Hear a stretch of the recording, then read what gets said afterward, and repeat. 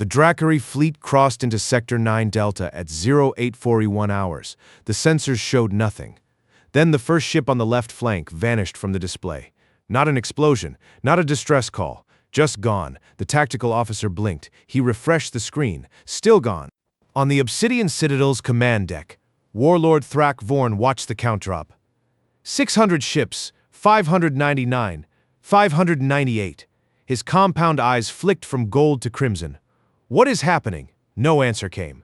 The count kept falling. 540, 480, 390.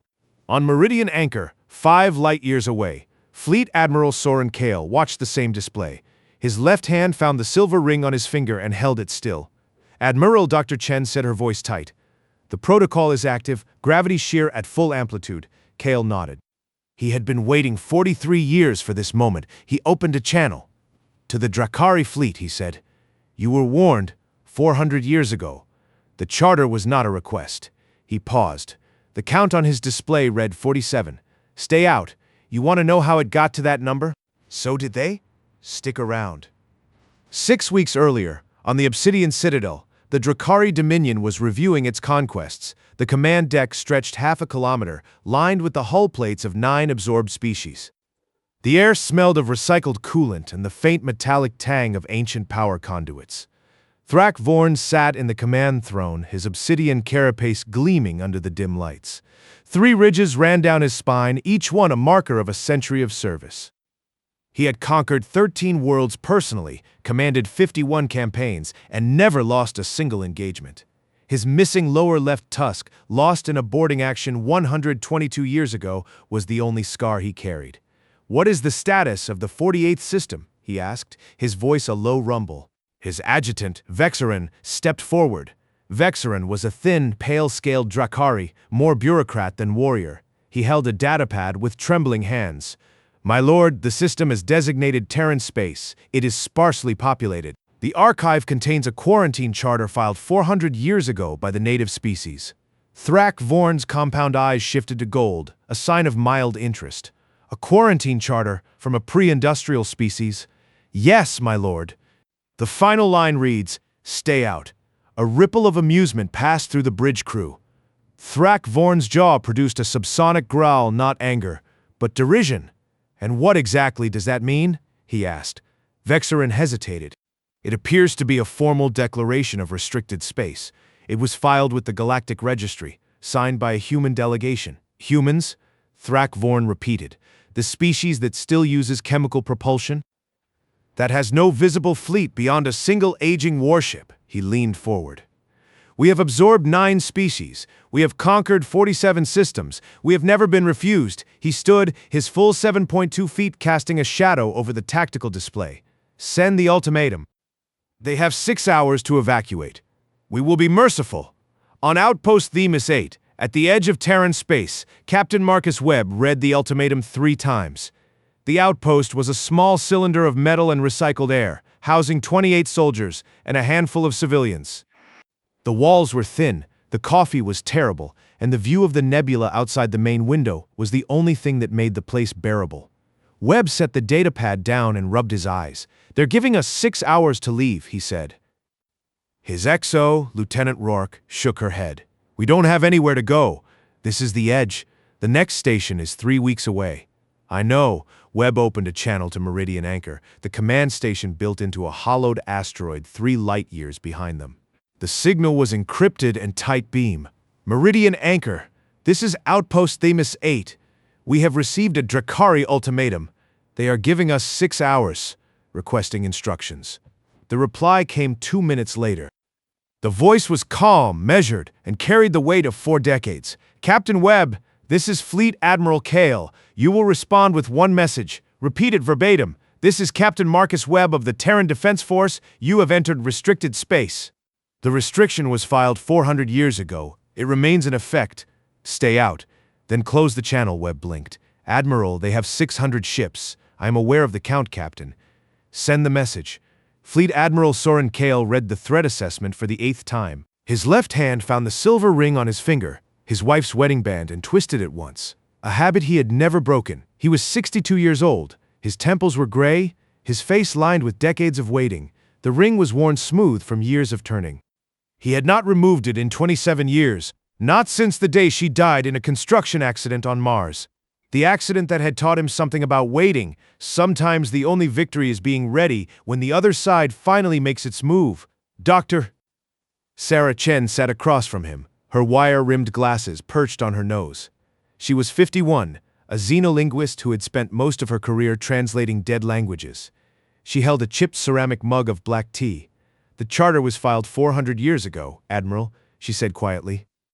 The final line was written by a human delegation. It was never a request. It was a courtesy. Kale nodded. I know. But the Drakari have never been refused. They will not understand. That is the point, Kale said. He twisted the ring again. They measure strength in noise. They have never understood what lives in the quiet. He stood and walked to the main viewport. Meridian Anchor was built into the heart of an asteroid, but the command deck had a panoramic window that looked out onto the black of space. Somewhere out there, 600 ships were crossing into Sector 9 Delta. Wake the Mariana Protocol, he said. Dr. Chen set down her mug. Admiral, the protocol is infrastructure. It is not a weapon. It is a gravity shear grid built into the civilian colony worlds. It was designed to fold space-time to make things invisible to standard sensors, not to destroy them. It will destroy their ships, Kale said. The shear will tear them apart at the quantum level. They will not explode. They will simply cease to exist as coherent matter. Chen was silent for a moment. We have never tested it at scale. We have tested it on 12 colony worlds over 400 years, Kale said. The infrastructure is sound. The only question is whether the Drakari will give us the chance to use it? He turned back to his desk and picked up his coffee. It had gone cold 3 hours ago. He did not notice. On the Obsidian Citadel, Thrak Vorn received the reply from Outpost Thamus 8. He read it once. His compound eyes shifted to crimson. Stay out, he repeated. They sent a single ship and a handful of soldiers, and they tell us to stay out? His claws extended from his six-fingered hands. He slammed them onto the armrest of his throne, leaving gouges in the metal. Deploy the advanced scout force, he growled. 60 ships. Scout the perimeter. If they resist, destroy them. The scout force launched within the hour, a wedge of sleek, dark vessels that cut through the void like knives. They were the elite of the Dominion, veterans of a dozen campaigns. Thrak Vorn watched them depart on the tactical display. He did not look at the count of ships. He did not think about the number 600. He only thought about the insult. At 0913 hours, the scout force stopped transmitting. No distress calls, no debris, no energy signatures. Simply gone.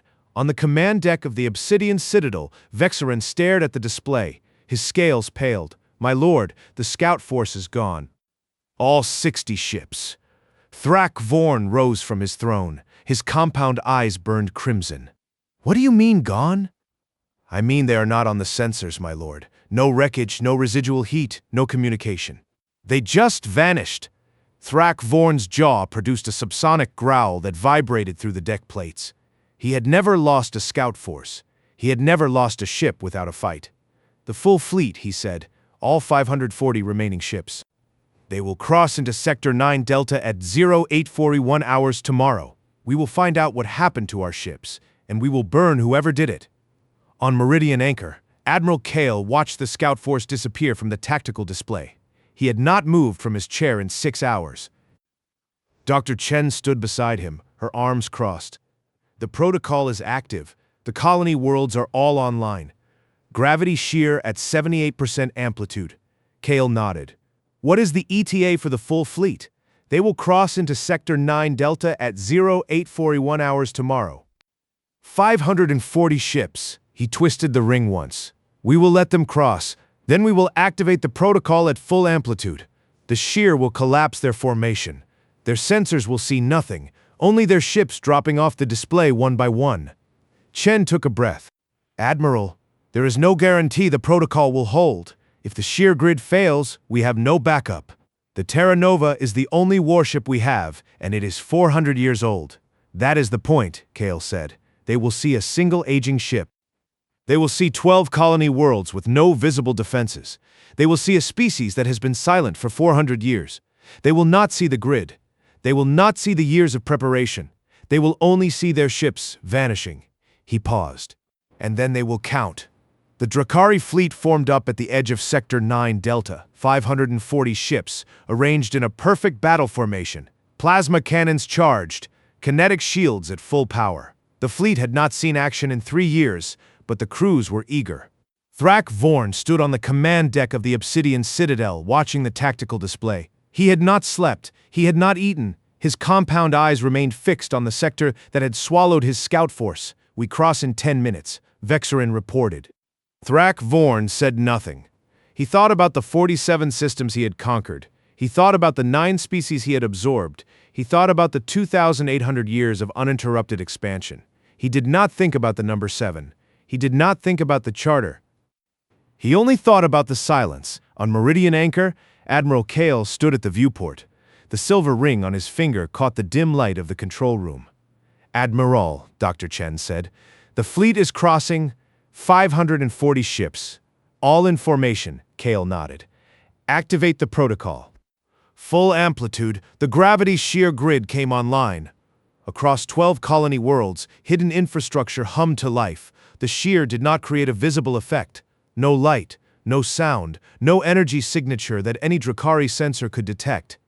It simply folded space in a pattern that would tear any ship apart at the quantum level. On the Obsidian Citadel, the first ship vanished from the tactical display.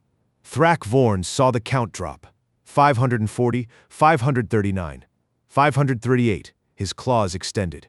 "What is happening?" No answer. The count kept falling. The count kept falling. 540, 480, 3090. On the Obsidian Citadel's command deck, the tactical display became a graveyard of vanishing lights. Each blip that disappeared represented 2,000 Drakari soldiers. Each one had served the Dominion for centuries. Each one was now nothing but atoms scattered across a gravity while their sensors could not even see. Forewarned's claws dug into the armrest of his throne. His compound eyes burned crimson, a color his crew had never seen outside of battle. "Full stop," he commanded. "All ships, hold position." But the ships could not hold. The gravity shear did not care about position. It was not a weapon aimed at a formation. It was a grid. It was infrastructure. It was folded into the fabric of space itself, and the Drakari fleet had sailed into its center. "The ships are dropping faster than we can track," Vexarin reported, his voice cracking. "We have no enemy contact, no weapon signatures. No, quiet," Forewarned growled. He stared at the display, his mind trained over 178 years of conquest, tried to find the pattern. Every battle he had ever fought followed a logic. Lines of fire, shields and counter-shields, losses that could be measured, understood, and avenged. This was not a battle. This was subtraction. Vexarin's datapad clattered to the deck. He did not pick it up. "My lord," he whispered. "We have lost 593 ships." Forewarned said nothing. His claws retracted slowly. His jaw, usually set in contempt, slackened. On the display, 7 small blips remained. The survivors had not been caught in the shear. They had been at the edge of the formation, the stragglers, the ships that had lagged behind. "Evacuate," Forewarned said, his voice hollow. "All remaining ships. Full burn. Retreat." He did not say scatter. He did not say regroup. He said retreat, a word he had never spoken in 51 campaigns. On Meridian Anchor, Admiral Kale watched the 7 ships turn and flee. The display showed them breaking formation, each one taking a different vector, desperate to escape the sector. His left hand found the ring. He held it still. "Admiral," Dr. Chen said, her voice quiet. "The protocol is at 94% amplitude. We could destroy the remaining ships." Kale shook his head. "No. Why not?" He turned to face her. "Because they need to carry the message. 7 survivors out of 600. They will tell the High Council. They will play the recording. They will watch it 9 times and they still will not understand." He opened a channel to the fleeing ships. His face appeared on their displays, not threatening, not triumphant, just a human gray-haired wearing a tarnished silver ring. "To the Drakari survivors," he said, "you were warned.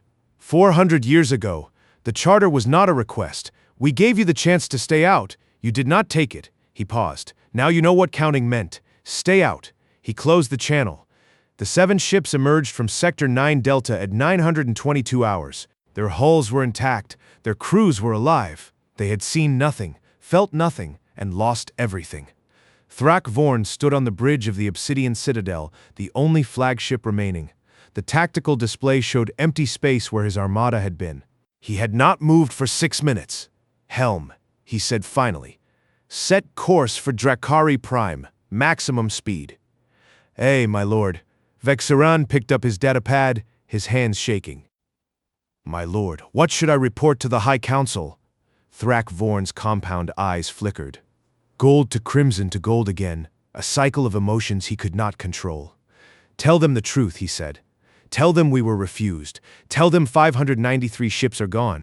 Tell them we did not understand what they were counting." He turned away from the display. "Tell them they told us to stay out, and we did not listen." On Meridian Anchor, the silence was heavy. Kale sat in his chair, staring at the empty display. The ring on his finger was warm against his skin. He had not removed it in 27 years. He had not thought about her in weeks, not consciously. But now, in the quiet, he remembered the day she had put the ring on his hand. She had laughed, her voice bright in the small Martian chapel. She had said, "You're going to wear this forever, aren't you?" And he had said yes. He had not laughed in 27 years. "Admiral," Dr. Chen said softly, "the protocol is still active." "Should we stand down?" Kale shook his head. "Keep it online. Full amplitude. The Dracari will not come back immediately, but they will come back eventually. They have never been wrong before. They will need to be wrong again." He twisted the ring once. The motion felt natural. Automatic, a reflex that had become a ritual. "How many survived?" he asked. 7, sir," Chen said. 7 ships, maybe 500 soldiers total." Kale nodded. "They will carry the message. They will play the recording. They will show the High Council the count dropping from 600 to 7. And then the Council will argue. Some will say it was a fluke. Some will say we were lucky. Some will say we used a weapon they cannot see. None of them will be right." He stood and walked to the viewport. Outside, the asteroid surface stretched into blackness. Somewhere beyond that blackness, the Dracari Empire was about to learn something it had never learned in 2,800 years, that silence could be stronger than noise. On the Obsidian Citadel, the 7 ships limped toward Dracari Prime. The journey would take 3 weeks, but no one slept, no one ate. The crews stared at empty displays, trying to understand what had happened. Forewarned remained on the command deck, his throne now a seat of shame. His compound eyes had settled on a dull amber, a color his crew had never seen. Vexaran approached cautiously. "My lord, I have compiled a preliminary report. It is brief." "Read it." Vexaran cleared his throat. On nutty 13 hours, the advanced scout force vanished. No evidence of weapons fire. On 0841 hours the following day, the full fleet crossed into Sector 9 Delta. At 0845 hours, the first ship disappeared. Over the next 37 minutes, 593 ships were lost. The humans claim they filed a quarantine charter 400 years ago. The final line reads, "Stay out." Forewarned did not respond. "My lord, the council will demand an explanation. What do I tell them?" He turned slowly, his carapace catching the dim light. "Tell them I was wrong. Tell them I measured strength in ships and did not count the years." "Years, my lord." 400 years, Forewarned said. "That is how long they waited. They did not build a fleet. They built a grid. They did not prepare for war. They prepared for us to arrive." He looked at his claws. For the first time in 17 years, they were still. "Tell the council I will testify. I will tell them what I saw, and I will tell them to stay out." On Meridian Anchor, Admiral Kale opened a drawer in his desk. Inside was a photograph, faded, creased, showing a woman with dark hair, and a smile that had not changed in 27 years. He picked it up, his thumb traced the edge of the frame. "Terra Nova," he said quietly, as if speaking to her. "We always talked about building something that would last. You never thought it would be a quarantine, did you?" The photograph did not answer. It never did. Dr. Chen knocked on the doorframe. "Admiral, the Dracari survivors are in transit. We have confirmed their trajectory. They are heading home." Kale set the photograph back in the drawer and closed it. "Good," he said. "They will tell the council will convene. They will watch the footage 9 times, and they will still argue about what happened. And if they come back," Kale twisted the ring once, "we will count again. The Drakari High Council convened 19 days later. The chamber was ancient stone columns carved from the heart of Drakari Prime, seats arranged in a semicircle around a holographic display. 12 counselors sat in judgment, their carapaces gleaming with centuries of inherited power.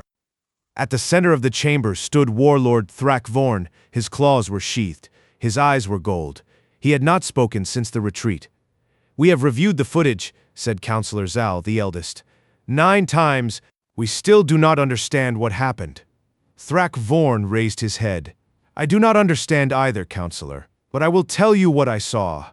The holographic display played the recording, the count dropping from 600 to 7, ships vanishing without a trace. A human face appearing on the screen, calm and unbothered. "You were warned," the human said. 400 years ago, the charter was not a request. The recording ended. "There was no weapon," Forewarned said. "No missile, no beam, no explosion.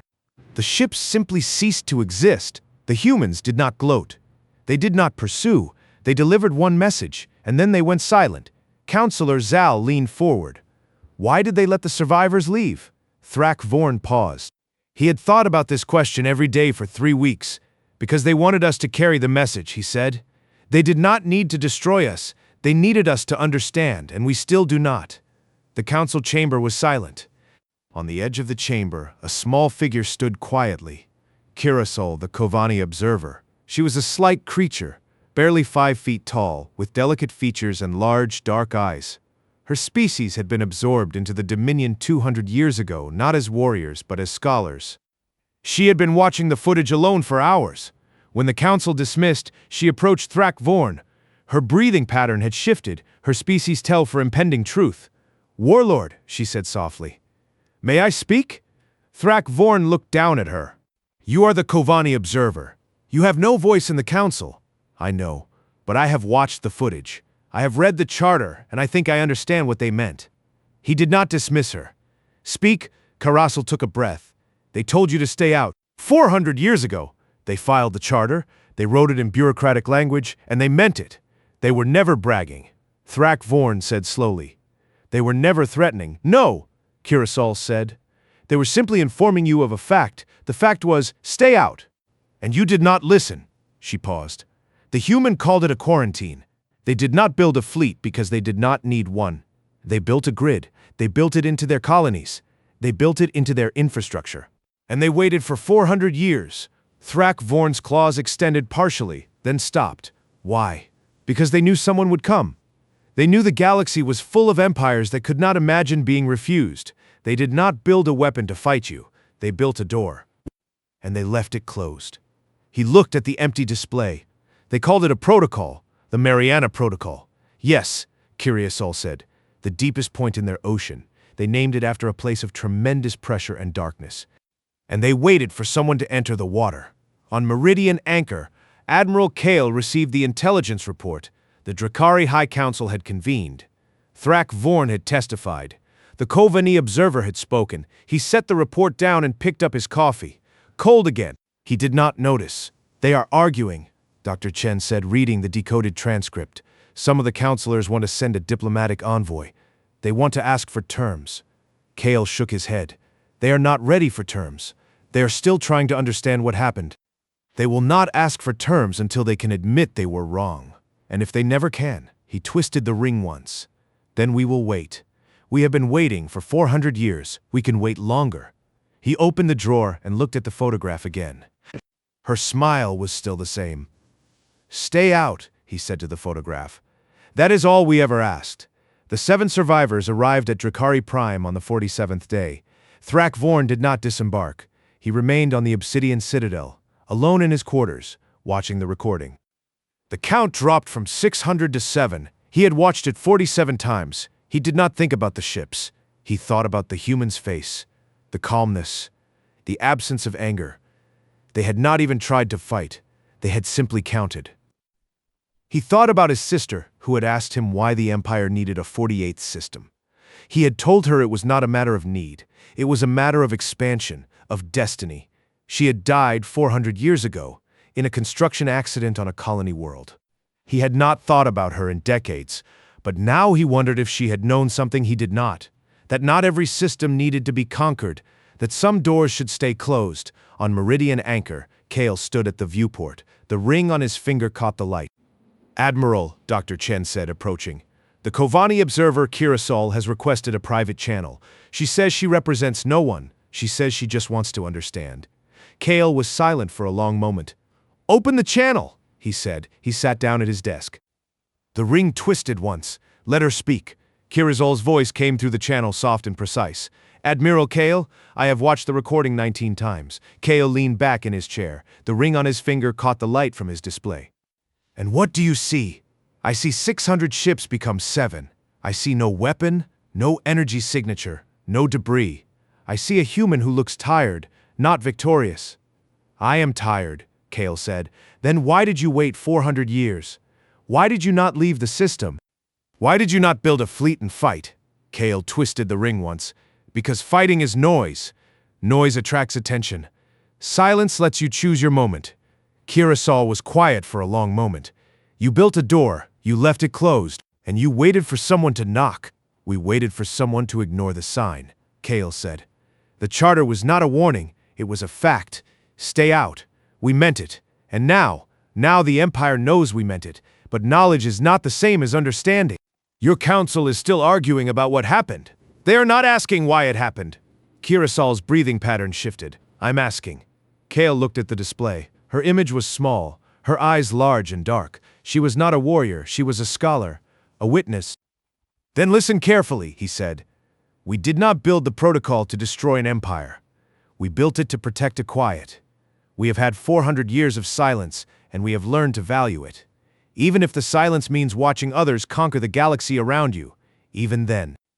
Because the galaxy will always have conquerors. They come and go. What remains is what you build when no one is watching." He paused.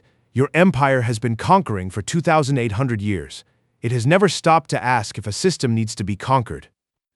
It has never considered that some species might prefer the quiet." Kirasol was silent. Kale ended the channel. On Drakari Prime, the High Council chamber was in chaos. Councillor Zal had called for a full investigation. Councillor Vex had demanded military reprisal. Councillor Threx, the youngest, had asked for a translation of the charter. "Do we even know what the charter says?" Threx asked. Beyond "stay out," the clerk scrambled to retrieve the document. It was 400 years old, written in a language the Empire had never bothered to translate. "There are clauses," the clerk reported, "subsections, definitions. The humans were thorough." "Read them," Threx said. The clerk began to read. The charter was not a threat. It was a legal document. It specified boundaries. It defined restricted space. It outlined procedures for arbitration. And at the end, in simple, unmistakable language, any unauthorized entry constitutes a breach of quarantine. "The Terran Defense Force reserves the right to respond as necessary." Threx leaned forward. "That is not a military document. That is a legal filing." "Yes, Counselor," the clerk said. "The humans are bureaucrats. They are bureaucrats who just destroyed 593 ships." Counselor Vex snapped. "They are bureaucrats who gave us 400 years of warning." Threx countered. "We just never read the warning." On Meridian Anchor, Admiral Kale received the translation. He read it and set it aside. Dr. Chen approached with fresh coffee, hot this time. The council is divided. Some want war, some want negotiation. A few want to understand. "Threx," Kale said. "He is the one asking questions." "Yes, sir." "He is young.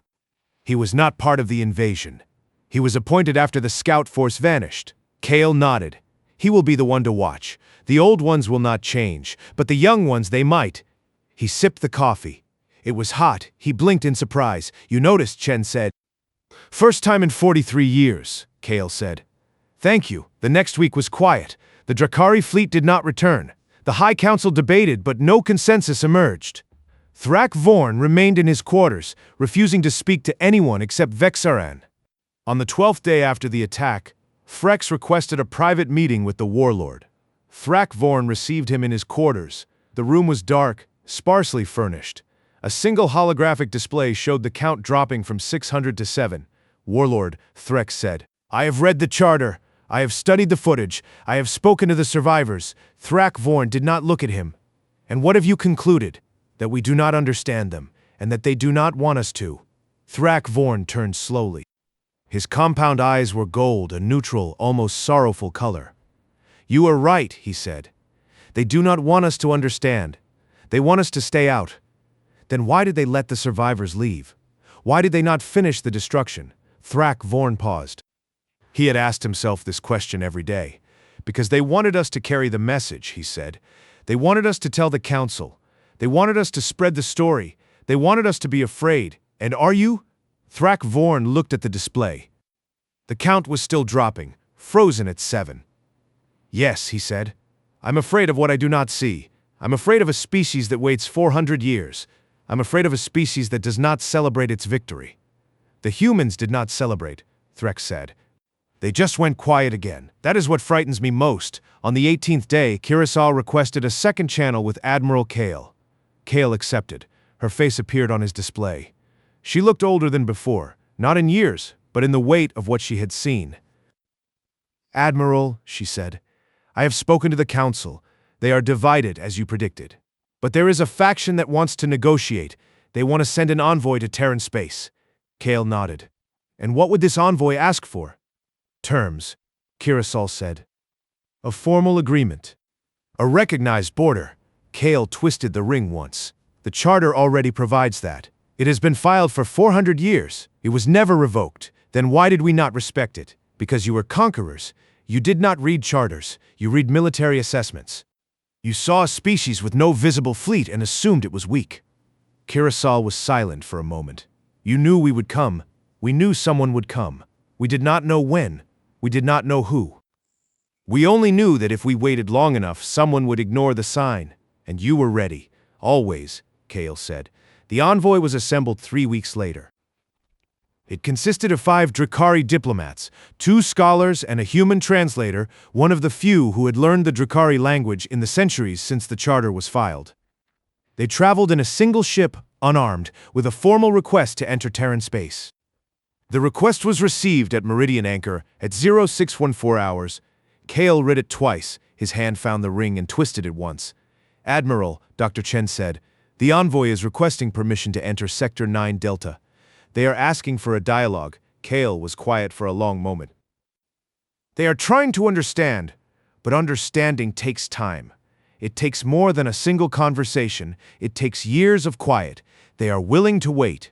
And are we?" He looked at the ring on his finger. The worn metal was warm against his skin. He thought about her smile, the way she had laughed at his seriousness. She had always said he needed to learn to let go. "Let them enter," he said. "One ship, unarmed. They can come to the outpost. And then we talk." The envoy arrived at Outpost Themis 8 on the 47th day after the attack. Captain Webb met them at the airlock. He had cleaned his uniform, shaved, and prepared a small conference room with a table and chairs. The Drakari diplomats stepped through the airlock, their carapaces gleaming under the harsh light. They were taller than Webb expected, but their movements were cautious, almost hesitant. "Welcome," Webb said. "The Admiral will be joining us via hologram." They sat at the table. The human translator, a woman named Elias, sat beside them. Kale's hologram appeared at the head of the table. He looked older than he had on the recording, more tired. "Thank you for coming," he said. "I know this is difficult." The lead diplomat, a silver-scaled Drakari named Vornax, inclined his head. "We are here to understand, Admiral. We are here to ask why." Kale nodded. "That is a good question. The answer is not simple." "Then explain." Kale leaned forward. "Your empire has conquered 47 systems. You have absorbed 9 species. You have never been refused. When you saw our charter, you dismissed it as bureaucracy. You assumed we were weak because we did not fight. You were not weak," Vornax said. "We were patient. That is different. We did not build a fleet because we did not want to fight. We built a grid because we wanted to protect our quiet. We did not threaten you. We simply informed you of the fact, stay out. And now you're here. Asking that is progress. But progress is slow. It is measured in years, not weeks." The conversation lasted 3 hours. The diplomats asked questions about the protocol, about the charter, about the human refusal to display strength. Kale answered each one with patience. He did not reveal the full scope of the grid. He did not explain the details of the gravity shear. He only told them what they needed to know. We did not build the protocol to destroy, he said. We built it to protect. The difference is important. It destroyed 593 ships, Fornak said. It was activated when 600 ships entered restricted space, Kale replied. The action was a response, not an attack. The diplomats exchanged glances. They were not convinced, but they were listening. Kale twisted the ring once. Your empire has never been refused, he said. Now you have been. The question is not whether you can accept it. The question is whether you can learn from it. On the Obsidian Citadel, Forewarned watched the proceedings from a private feed. He had not been invited to the envoy. He had not asked to be. He watched Kale's face. He watched the diplomats' reactions. He watched the silver ring on Kale's finger twisting slowly. Stay out, Forewarned murmured to himself. That is all they ever asked. Vexarin entered quietly. My lord, the council is considering the envoy's report. Some are proposing to expand the charter, to formalize the boundary. Forewarned did not look at him. And what do you propose? I propose we wait. We have waited 2,800 years to be refused. We can wait a little longer. Forewarned turned. His compound eyes were gold. No, Vexarin. We have not waited. We have conquered. Waiting is something different, something the humans understand, and we do not. He stood. Tell the council I will not oppose the charter. I will not advocate for war. I will stay out. On Meridian Anchor, Kale closed the hologram and sat in silence. Dr. Chen approached. Admiral, the envoy is leaving. They are returning to Drakari Prime with a formal proposal. Kale nodded. They will expand the charter. They will formalize the boundary. They will stay out. And if they do not, he twisted the ring once. Then we will be ready. The protocol is not the only thing we built in 400 years. He opened the drawer and looked at the photograph. Her smile was still the same. We built patience, he said. And patience lasts longer than empires. On the 60th day, the High Council voted to accept the expanded charter. The boundary was formalized. Terran space was declared a permanent quarantine zone. Threx cast the deciding vote. He had read the charter 4 times. He had watched the footage 31 times. He had come to understand what the humans had always known. Stay out, he said to the council. That is what they asked. That is what we will do. The vote passed. On the Obsidian Citadel, Forewarned received the news. He did not celebrate. He did not mourn. He sat in his quarters alone, watching the recording. The count dropped from 600 to 7. The human's face appeared. You were warned, the human said. 400 years ago, Forewarned paused the recording. He looked at the human's eyes. There was no anger, no triumph, only a quiet certainty. He thought about his sister, who had died 400 years ago. He thought about what she would have said if she had seen this. She would have said, "You finally learned to listen." He shut off the display. On Meridian Anchor, Kale stood at the viewport. The silver ring on his finger caught the light. Admiral, Dr. Chen said, the charter has been expanded. The boundary is formalized. The Drakari have agreed to stay out. Kale nodded. He did not smile. It's over, Chen said. Kale twisted the ring once. No, it is not over. It is quiet. That is all we ever wanted. He paused. Stay out. He paused, the word hanging in the air. Then he closed the channel. The silence on the command deck was absolute. Even the hum of the life support seemed to lower its pitch. Kale sat motionless, his hand still resting on the console where he had ended the transmission. The silver ring on his finger caught the soft glow of the displays, reflecting a tiny point of light that moved as he breathed. Dr. Chen waited. She knew better than to speak first. Finally, Kale leaned back. They will formalize the boundary, he said. The council will vote and they will expand the charter. But it will take years for them to truly understand what happened. They lost 593 ships, Chen said. That is a hard lesson. It is not the loss that matters, Kale said. It is the why.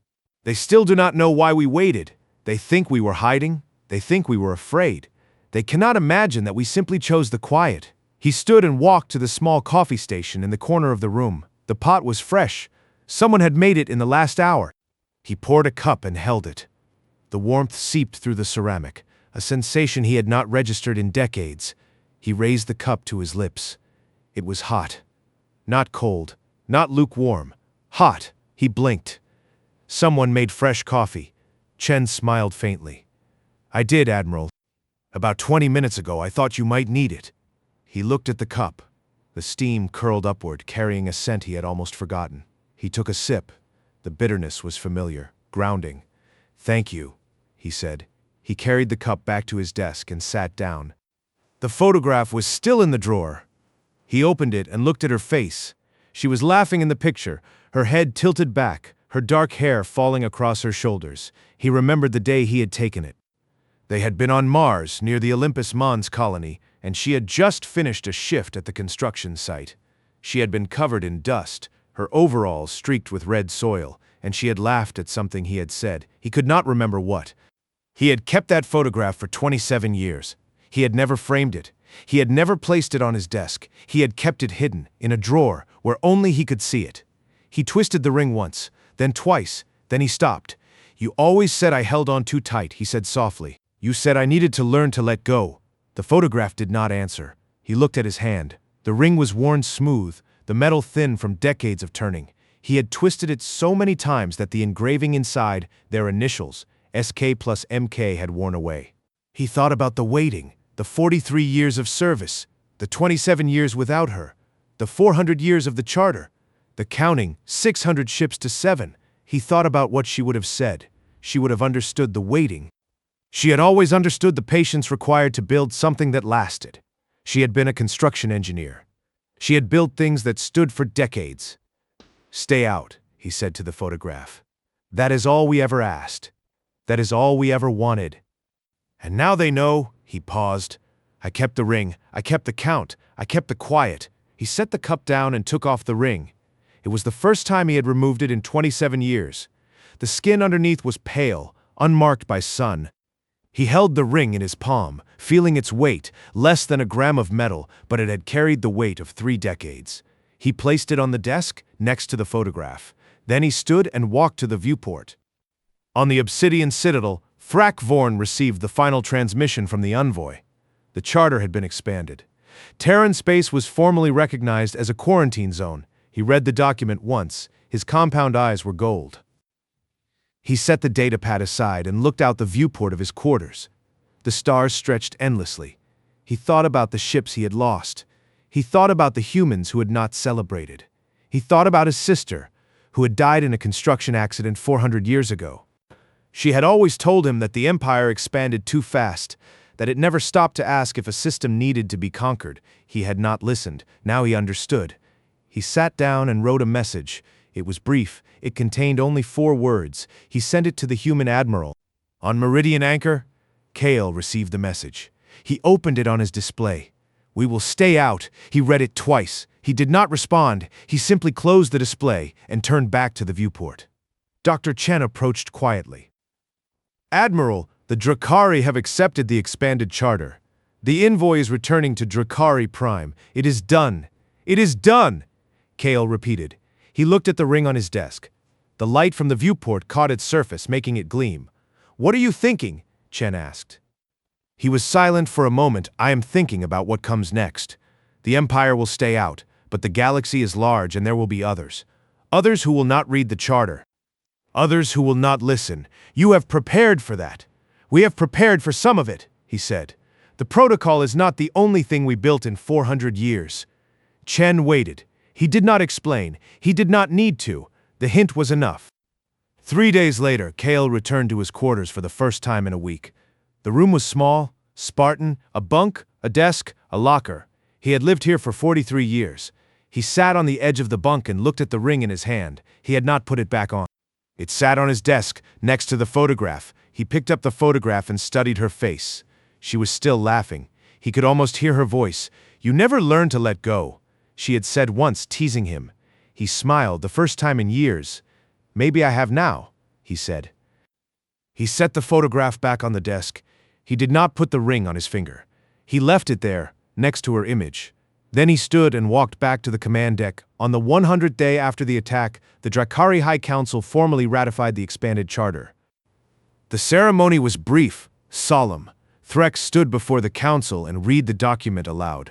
The Terran charter remains in effect. The boundary is recognized. All Dominion vessels are to maintain a minimum distance of 5 light-years from Terran space. Any violation shall be considered an act of aggression. He paused. Stay out, he said. That is what they asked. That is what we will do. The council voted unanimously. On Meridian Anchor, Kale watched the transmission. He stood at the viewport, his hands clasped behind his back. The ring was still on his desk, next to the photograph. He did not twist it. He did not need to. Dr. Chen stood beside him. Admiral, the charter is ratified. The Drakari will stay out. Kale nodded. They will, but the galaxy will not. There will be others. There will always be others, and we will be ready. We will be quiet, he said. That is what we do. He turned away from the viewport and walked to his desk. He picked up the photograph and the ring. He looked at them together, her smile, the worn metal. He placed the ring on the photograph over her hand. Then he put them both back in the drawer and closed it.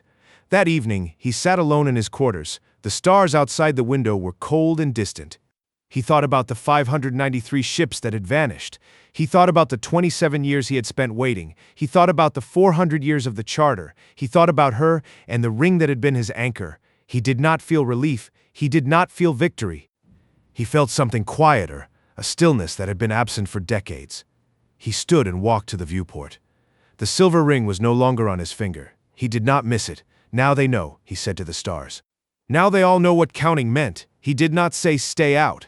He did not need to. The stars did not answer. They never did. But for the first time in 27 years, the silence did not feel heavy.